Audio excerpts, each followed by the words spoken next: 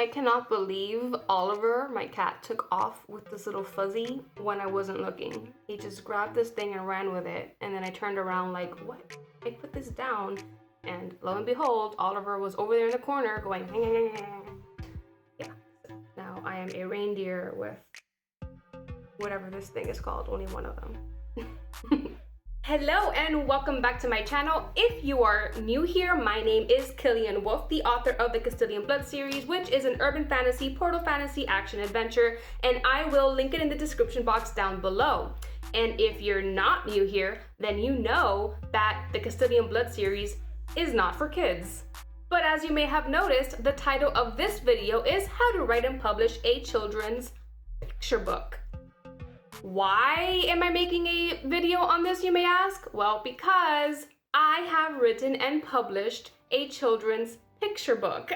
So I thought it would be a good idea in case you may be wondering or thinking about writing a kid's book, a picture book, and wondering how to go about this and what are the pros and cons or the do's and don'ts, or how it may be the same or differ from publishing an actual novel. I'm dividing this video into two different parts. The first part being this one, which is how to write and publish the picture book, and then the second part is we'll go to on how to market the children's picture book, because it might be just a little bit different than writing a series of novels for new adults, young adults, or other. A lot of things are similar, but there are just some little differences that I felt deserved a video on its own. Having said that, I have broken this video up into 6 simple steps. And before I begin, I do want to mention that I have been watching quite a few of these children's picture book videos here on YouTube. And I just want to mention that a lot of them illustrate their own books, which, if you are a fabulous artist with a lot of experience in digital design or even watercolor and then putting it digital, and this might be a passion project for you, then that is great. But I do want to remind you that, or others who are thinking about doing this, that this is still a business.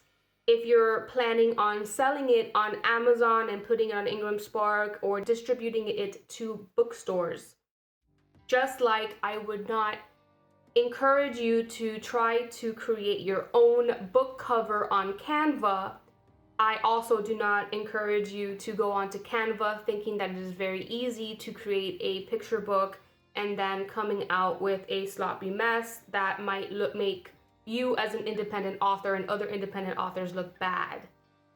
Having said that, if it is a passion project for you and you don't really care to make money on it, just be wary that if you're going to put it up for sale, you want to make it look as professional as possible. A lot of writers who write novels think that maybe writing a picture book would be a fun idea, which yes, it is fun, but will mistake fun with simple and easy, when in fact, it's a whole ball game all on its own, and it is not as easy as people may think. Let's move on to step 1. Step 1 is write your story. This is Little Krampus and the Magical Sleigh Ride, and this is the story that I wrote. I can read the blurb. Little Krampus dreams of riding Santa's sleigh. When his father says no, he still sneaks away. Is he doomed to be gifted with naughty Kid Cole, or will Christmas magic get everything under control? When I first wrote this story, I had this idea in my head of a baby Krampus, but as the story developed and I handed it over to my illustrators, which I will mention later, my illustrator said, you know what? It's actually a little Krampus, not a baby. So some things changed along the way, which is fine, which is what I want to tell you. Just write your story first. And when I first wrote it, I wrote it in prose, and I didn't think that I was going to want it in rhyme. But as I received feedback, I made the decision to put it in rhyme after all. And I'll get into that as I talk about editing. But just write your story first. And I also want to mention that if you can define your target audience early on, it might help you to write your story. as you develop it, you will have a better picture of who is this story for. Now, I didn't do it this way because the way that I write is I get a story in my head and I want to put it down on paper and then figure it out later. That's fine. If you are that way, so am I. I suppose that's more of the planter type of person. You kind of figure it out later, and that's okay. But if you are a plotter through and through from the beginning to the end and you have an idea that you want to write a story for a children's picture book, but you haven't started writing, then take this opportunity to define your target audience. Let's look at some of those. And I will get more into categories in the part 2 video on marketing. But for now, let's look at board books are for children 0 to 3 years old.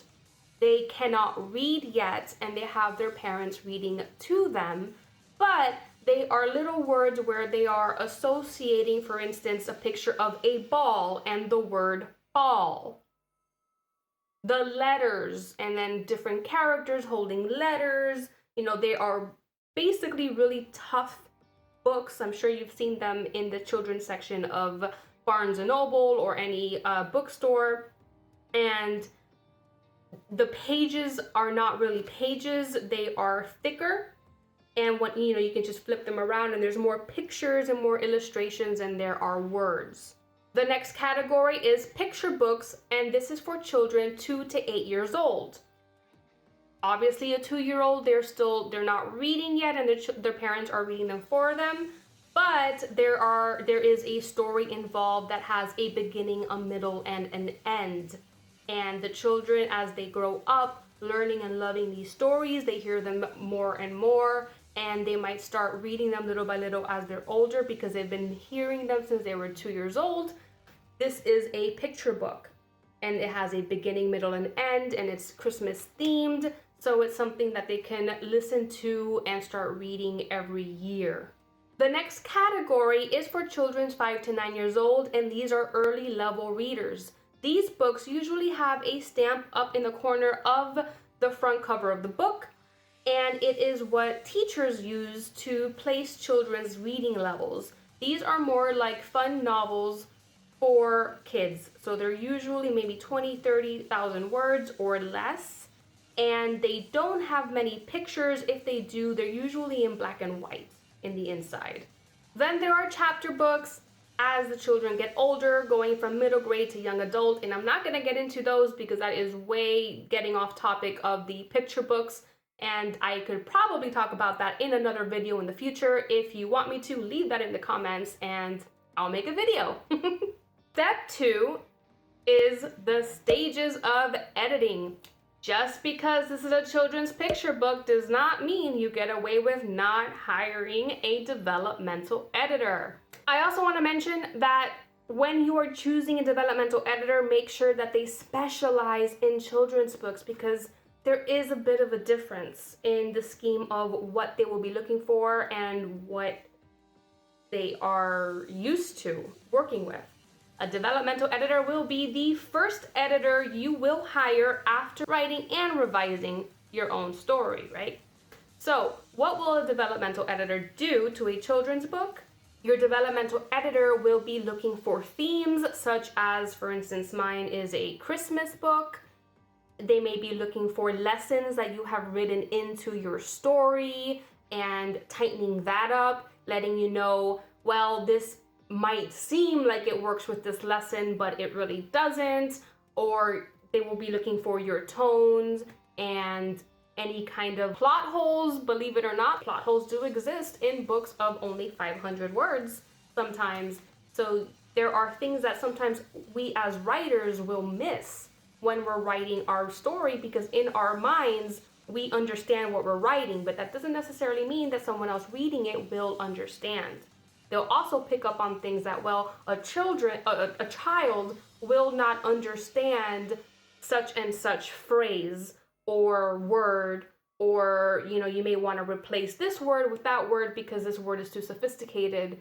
Not saying that you don't use big words for children's books, because sometimes it's a great learning opportunity for them, but other times you may not want to use certain words. because it'll pull the child away from the story. So you really, I really urge you to hire a developmental editor. Please don't skip this step. The next editor you will want to hire will be dependent on whether you want it to be in prose or rhyme. If you want it to be in prose, then hire a line editor. Just like when you write a novel, you hire a line editor after your developmental edit. But if you want it in rhyme, then you might want to hire a rhyming coach. This can be a little bit pricey. You have to do your research and find out who to hire. I can link down my rhyming coach down in the description box down below, but some rhyming editors will have a service to rewrite your story from prose to rhyme. This will be very expensive as well. So decide on what you want to do. Do some research into your category and your genre. And for instance, in Christmas books, if the theme really is for the books to rhyme, then you might want to go with rhyme. But if it isn't, then you don't force yourself into that route. Step 3 is read your story to kids of that age group, to small little children of that age group, and see their reactions. Keep in mind that some of them might just want to make you happy and say they loved it, but watch out for if they seem bored, if they're running away, even take their personality as well. If they really love your story, then you're on the right path. If they don't understand something, then make a decision on whether that's a big word for them, that it's an opportunity for them to learn it, or if that word really doesn't belong in the story.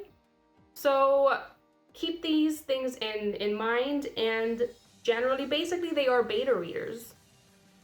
If you want to give it a rewrite, then you might, want to go back to your line editor or rhyming coach. And if not, then you're good to go. A quick mention on prices. Prices vary. They vary between editor to editor. Of course, a rhyming coach and turning your story into rhyme will cost a lot more. But for the developmental editor, I believe I paid $60 for a developmental edit.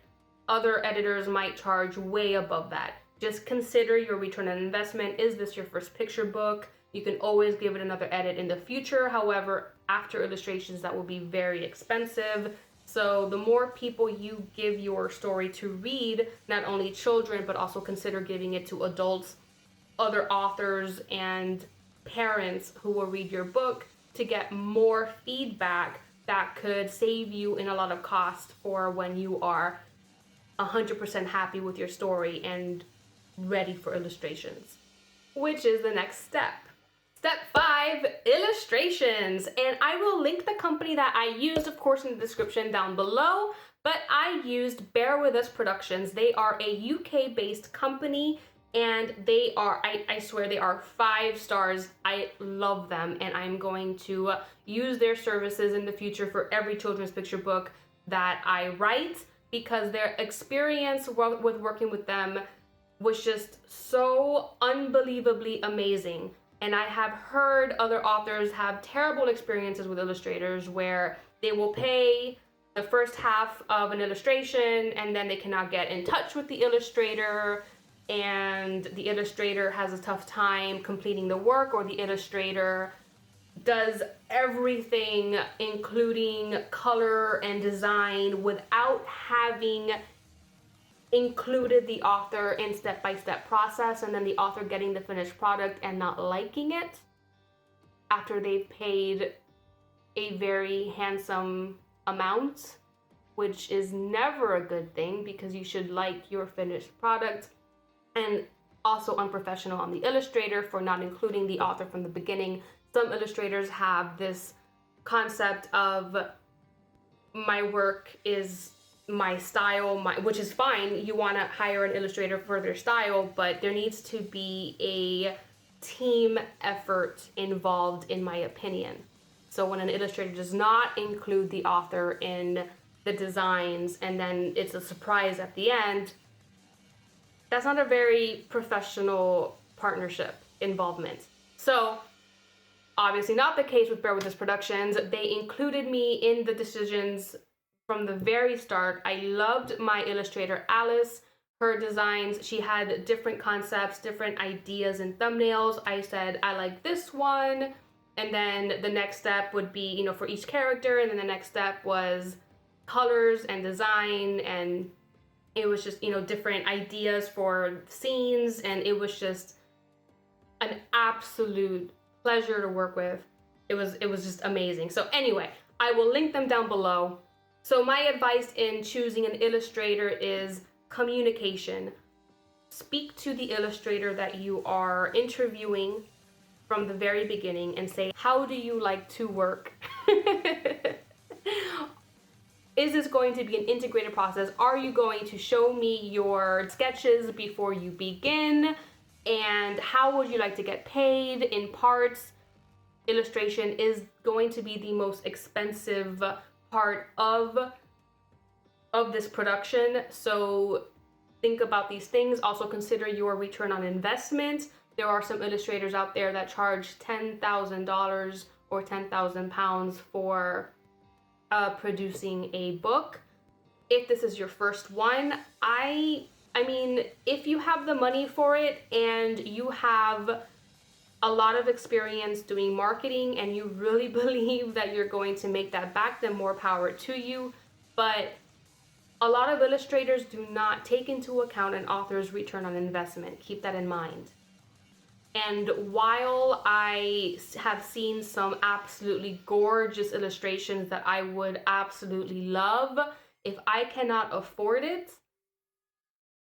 I really consider my return on investment, because there are a lot of illustrators out there that do similar work and absolutely beautiful, and they're just as professional and just as skilled, but there is something worth when you're growing together with your illustrator and author, growing together and building a business and having a very happy relationship. And then there's the illustrator that gets one client a year, if that, and that author will never go back to them. So anyways, this video is not for illustrators, for authors. So just keep these things in mind when you are choosing your illustrator. And keep in mind your marketing goals, how you're going to market, which of course is in the next video, so that you keep your return on investment in mind. Step 6 is publishing. Now, there are some arguments involved when it comes to publishing your book. I went with KDP and Ingram Spark, just like I do with my novels. There are pros and cons to this.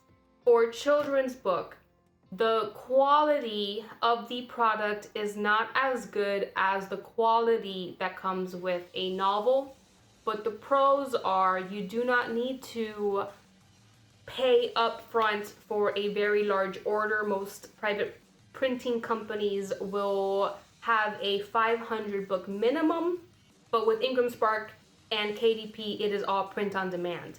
So in my position currently, where I'm living in the UK, but we move semi-often from house to house because we're renting, and I am looking forward to moving back to Florida within this coming year or next, it is just not feasible to lunge around 500 books or more. Especially during COVID, where I cannot really go to bookstores and try to sell them my books to get them off my hands. It really just doesn't work. However, I will agree that these other printing companies do produce nicer quality books. The pages are thicker and you cannot see, for instance, I can show you a little sneak peek, and it might be a little bit difficult through the camera, where if I hold it out, let's see if I can do this. You can't really see, but I can basically see the reindeers on this side through the page on this side when I hold it up. Now, it's not that noticeable, and parents really aren't going to do that. So as an author, I know that it's there, and I know that the quality can be better if it's with an off printer, but is it really that much of a big deal? This hardback is from Ingram Spark. The pages are even a little bit thinner. So if you look at the quality of the color, it's not as vibrant as the quality of this paperback. A little bit brighter, but it's not that noticeable. Something I did notice with Ingram Spark is over here, you can see that this doesn't match, and it should match. But again, these are little details that if you're not looking for it, you really won't be able to know the difference, or that there will be a difference. Something else with Ingram Spark and well, I'm not sure KDP, actually. I will get back to you on that. A lot of picture books will have a beautiful interior on the inside of the flap. Off printers can do this. Ingram Spark does not give you that option. So depending on how badly you want that in your book, I personally, especially because it's a Christmas book, I do kind of want that in the future. So when I am more settled in a house when we move to the US, this is definitely an option that I may choose to do. Another con for using KDP and Ingram Spark is you will not make as many royalties as when you order a shipment of 500 or more and sell them yourself through either Amazon seller or through bookstores. You do make a little bit more money when you go for an off printer and is successful in selling them that way. And step 7 is marketing. But I won't get into that in this video. Like I said, I will have a part 2 next week, and I will talk about how to market your children's book, how to find keywords, and doing outreach. And I know that that was a lot of information for one video. So I really hope that you found it useful and are getting excited for the holiday season. So just before I go, I'm gonna show you a little bit of the inside. And this book, of course, will be available in Amazon and Barnes & Noble. And I will, I missed one. I will have my children's book, my brand will be on Folklore, which of course is something else I will talk about in the next video for the branding. I'm not gonna read it, obviously, because it'll take a while. But the ebook is also available on KU, on Amazon, on KDP. So if you have KU or you want to buy the ebook and see what these pictures say, you absolutely can. And that's it. I hope you enjoyed this video. I will see you in the next one.